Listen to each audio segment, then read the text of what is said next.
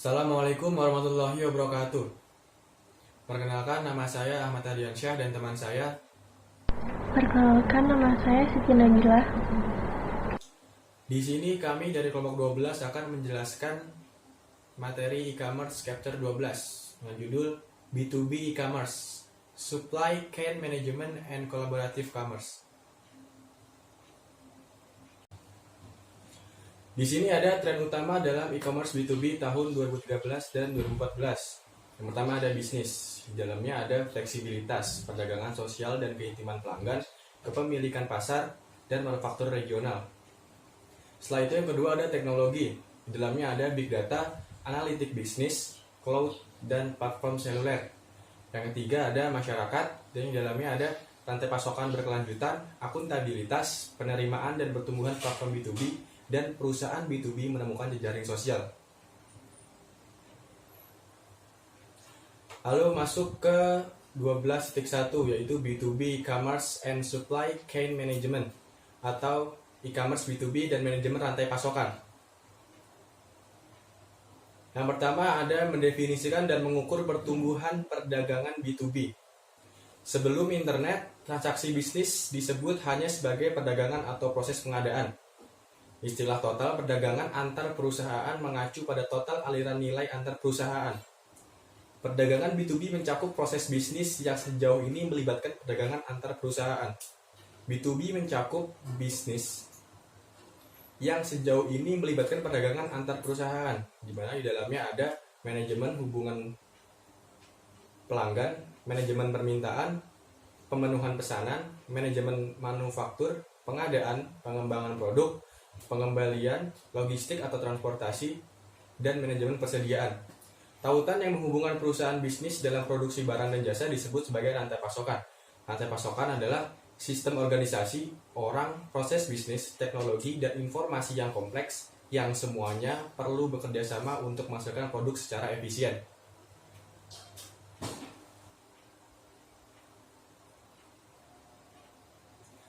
Yang kedua ada evolusi perdagangan B2B. Perdagangan B2B telah berkembang selama periode 35 tahun melalui beberapa tahapan yang didorong oleh teknologi. Langkah pertama dalam pengembangan perdagangan B2B pada pertengahan 1970-an adalah sistem entry pesanan otomatis yang melibatkan penggunaan modem telepon untuk mengirim pesan digital ke perusahaan produk perawatan kesehatan seperti Baxter Healthcare. Pada akhir 1970-an, bentuk baru komunikasi komputer yang disebut pertukaran data elektronik atau EDI muncul. EDI adalah standar komunikasi untuk berbagai dokumen bisnis seperti faktur, pesanan pembelian, tagihan pengiriman, nomor persediaan produk atau SKU, dan informasi penyelesaian di antara sejumlah kecil perusahaan. Etalase elektronik muncul pada pertengahan 1990-an bersamaan dengan komersialisasi internet. Digital storefront mungkin merupakan bentuk paling sederhana dan termudah dari e-commerce B2B untuk dipahami, karena itu hanya katalog produk online yang tersedia untuk pasar publik oleh satu pemasok. Net marketplace muncul pada akhir 1990-an sebagai perpanjangan alami dan peningkatan skala toko elektronik. Karakteristik penting dari pasar net adalah bahwa mereka membawa ratusan hingga ribuan pemasok ke dalam satu lingkungan berbasis internet untuk melakukan perdagangan. Dan yang terakhir ada jaringan industri swasta yang juga muncul pada akhir 1990-an sebagai perpanjangan alami dari sistem EDI dan hubungan dekat yang berkembang antara perusahaan industri besar dan pemasok terpercaya mereka. Jaringan industri swasta adalah lingkungan komunikasi berbasis internet yang jauh melampaui pengadaan untuk mencakup peningkatan efisiensi rantai pasokan dan perdagangan kolaboratif yang sesungguhnya.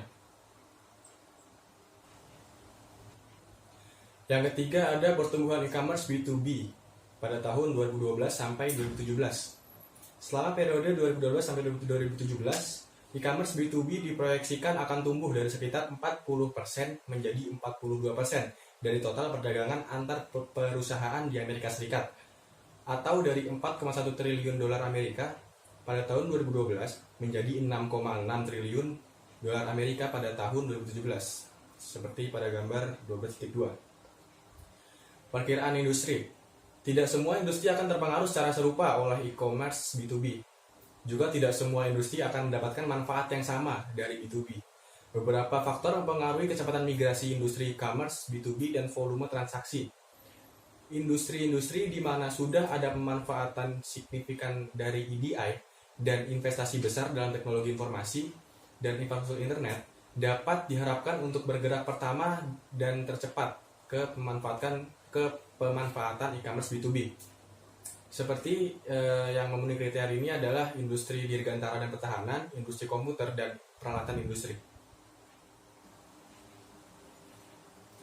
Selanjutnya ada potensi manfaat dan tantangan e-commerce B2B.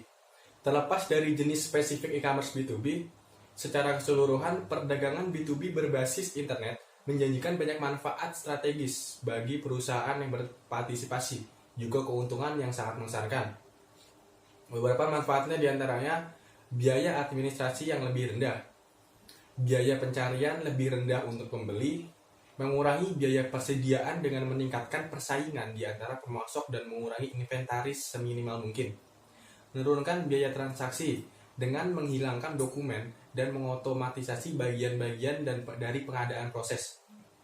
Setelah itu, meningkatkan kualitas produk dengan meningkatkan kerjasama antara pembeli dan penjual dan mengurangi masalah kualitas.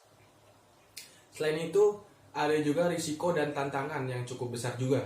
Seringkali rantai pasokan dunia nyata gagal memberikan visibilitas ke dalam rantai pasokan karena mereka tidak memiliki permintaan waktu nyata, produksi, data logistik, dan memiliki keuangan yang tidak memadai pada pemasok. Hasilnya adalah kegagalan pemasok yang tidak terduga dan gangguan pada rantai pasokan. Selanjutnya ada proses pengadaan dan rantai pasokan. Subjek e-commerce B2B bisa rumit karena ada begitu banyak cara internet dapat digunakan untuk mendukung pertukaran barang dan pembayaran antar organisasi. Pada tingkat paling dasar, B2B digital e-commerce adalah tentang mengubah proses pengadaan dari ribuan perusahaan di seluruh Amerika Serikat dan dunia. Jenis pengadaan. Dua perbedaan penting untuk memahami bagaimana B2B e-commerce dapat meningkatkan proses pengadaan. Pertama, perusahaan melakukan pembelian dua jenis barang dari pemasok. Yang pertama, barang langsung dan barang tidak langsung. Barang langsung adalah barang yang secara integral terlibat dalam proses produksi. Misalnya, ketika produsen mobil membeli baja lembaran untuk produksi bodi mobil. Yang kedua ada barang tidak langsung. Adalah semua barang lain yang tidak terlibat langsung dalam proses produksi, seperti perlengkapan kantor dan produk perawatan. Yang kedua, perusahaan menggunakan dua metode berbeda untuk membeli barang. Ada pembelian kontrak dan pembelian spot. Pembelian kontrak yaitu melibatkan perjanjian tertulis jangka panjang untuk membeli produk tertentu dengan syarat dan kualitas yang disepakati untuk jangka waktu yang lama. Yang kedua ada pembelian spot, yaitu melibatkan pembelian barang berdasarkan kebutuhan mendesak di pasar yang lebih besar yang melibatkan banyak pemasok. Secara umum, perusahaan menggunakan pembelian spot untuk barang tidak langsung.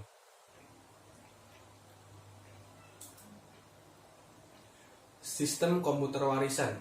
Sistem komputer warisan pada umumnya adalah sistem yang lebih tua yang digunakan untuk mengelola proses bisnis utama dalam perusahaan dalam berbagai bidang fungsional dari manufaktur, logistik, keuangan, dan sumber daya manusia. Setelah itu ada sistem perusahaan. Sistem perusahaan adalah sistem seluruh perusahaan yang berhubungan dengan semua aspek produksi, termasuk keuangan, sumber daya manusia, dan pengadaan. Sistem perusahaan ini memiliki modul manajemen rantai pasokan yang dirancang untuk mengotomatisasi proses B2B utama. Selanjutnya ada tren dalam manajemen rantai pasokan dan perdagangan kerja. Yang pertama ada manajemen rantai pasokan. Mengacu pada berbagai kegiatan yang digunakan perusahaan dan industri untuk mengkoordinasikan pemain kunci dalam proses pengadaan mereka. Yang kedua ada just-in-time and lean production.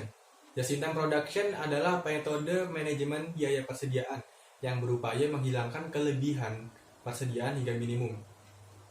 Sedangkan lean production adalah seperangkat metode dan alat produksi yang berfokus pada penghapusan limbah di seluruh rantai pelanggan.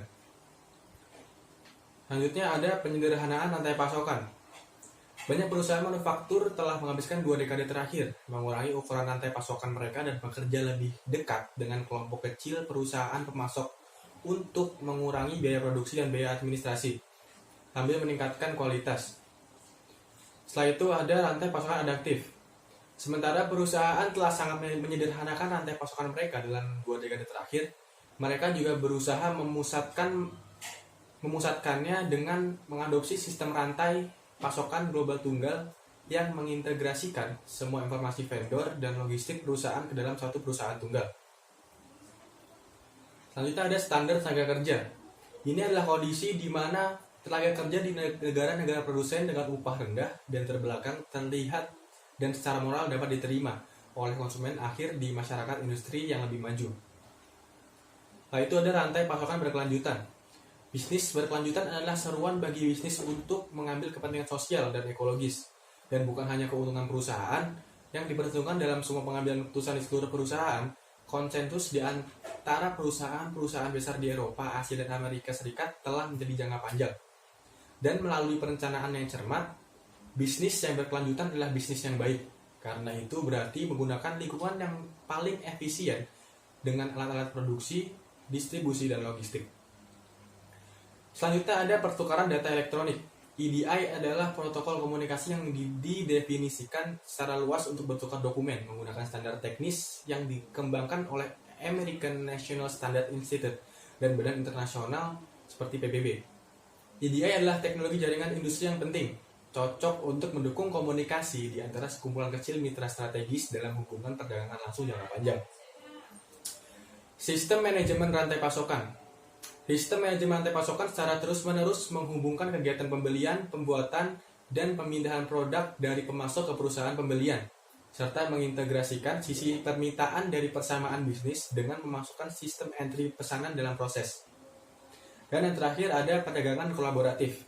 Didefinisikan sebagai penggunaan teknologi digital untuk memungkinkan organisasi untuk secara kolaboratif merancang, mengembangkan, membangun, dan mengelola produk melalui siklus hidup mereka. Ini adalah misi yang jauh lebih luas daripada EDI sebelumnya, atau sekedar mengelola aliran informasi di antara organisasi.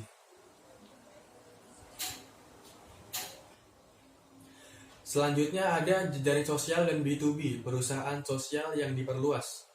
Ini adalah langkah singkat dari kolaborasi dengan vendor, pemasok, dan pelanggan ke hubungan yang lebih pribadi berdasarkan percakapan dengan peserta dalam rantai pasokan menggunakan jaringan sosial, baik pribadi maupun publik.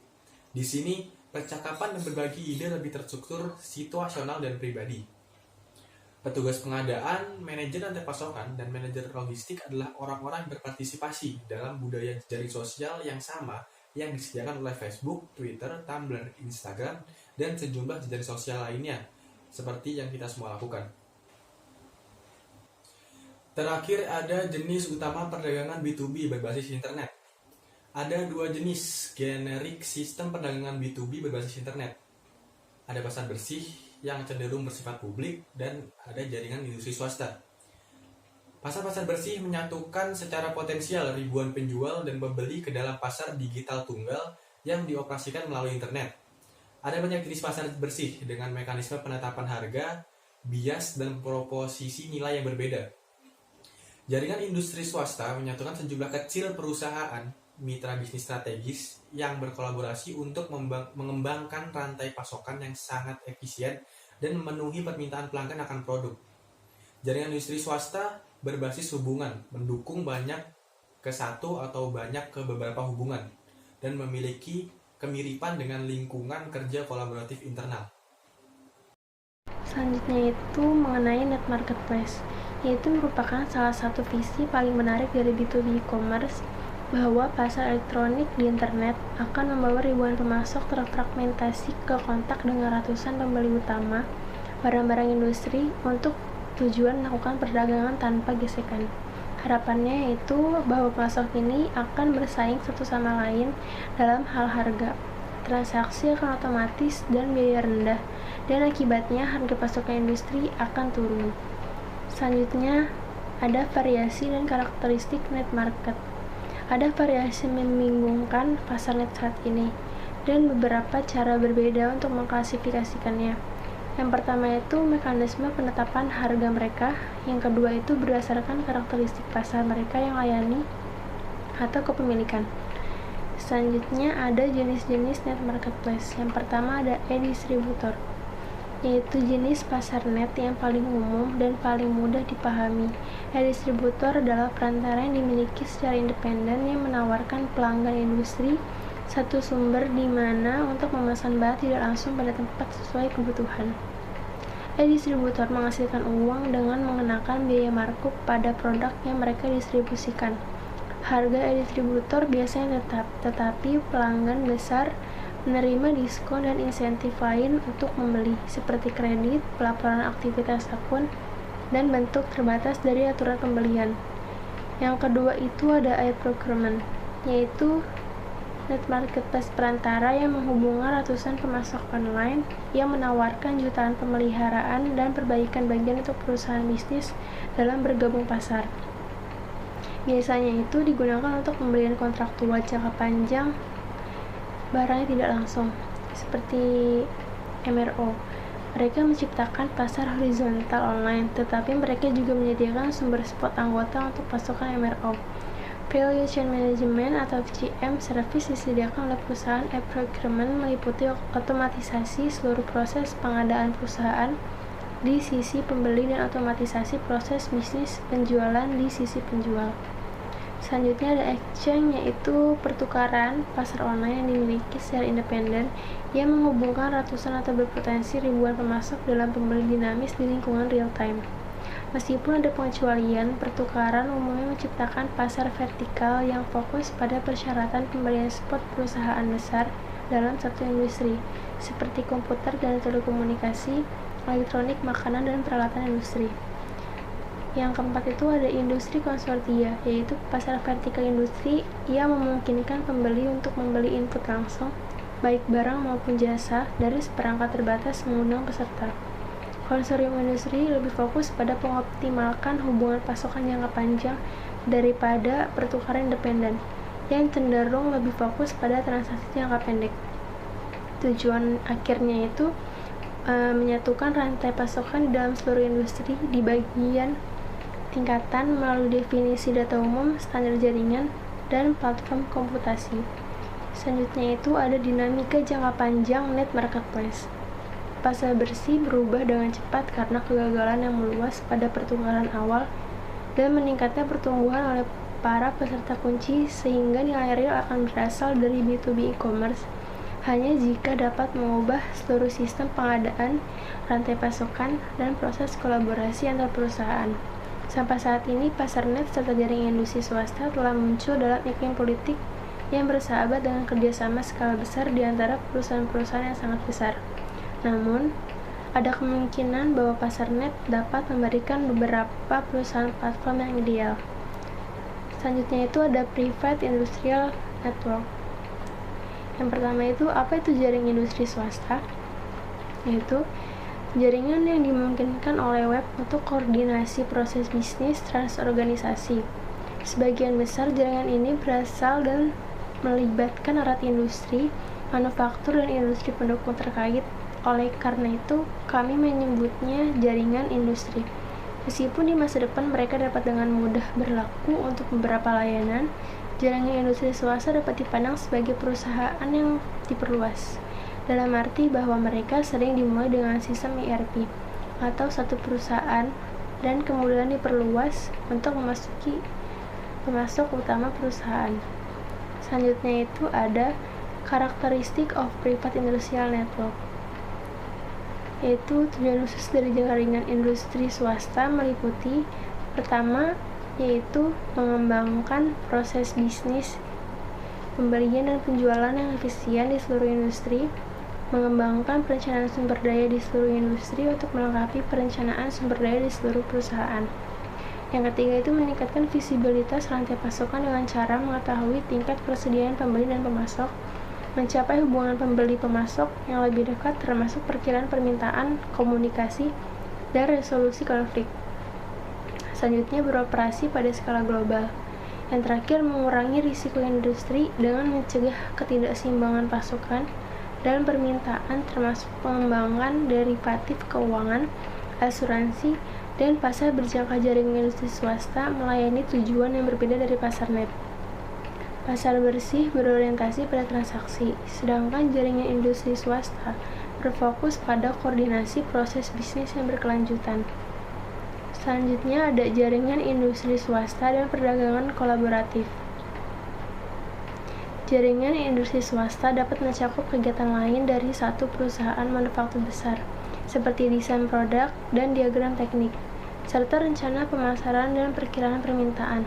Salah satu bentuk kolaborasi adalah perencanaan perkiraan dan penambahan sumber daya kolaboratif di seluruh industri, yang melibatkan kerja dengan anggota jaringan untuk memperkirakan permintaan, mengembangkan rencana produksi, mengkoordinasikan kegiatan pengiriman, pergudangan, dan penyimpanan. Selanjutnya itu ada hambatan implementasi.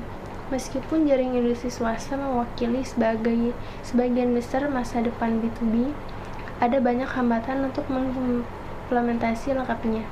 Perusahaan yang berpartisipasi diharuskan untuk berbagi data sensitif dengan mitra bisnis mereka, naik dan turun dari rantai pasokan, apa yang dianggap milik dan rahasia harus dibagikan. Dalam informasi digital, mungkin sulit untuk mengontrol batas-batas informasi. Informasi yang diberikan perusahaan secara bebas kepada pelanggan terbesarnya mungkin pada akhirnya akan dibagikan dengan pesaing terdekatnya. Mengadopsi jaringan industri swasta juga membutuhkan perubahan dalam pola pikir dan perilaku karyawan. Pada dasarnya, karyawan harus mengalihkan kesetiaan mereka dari perusahaan ke perusahaan transorganisasi yang lebih luas, dan menyadari bahwa nasib mereka terkait dengan nasib pemasok dan distribusi mereka. Sekian presentasi dari kelompok kami, terima kasih.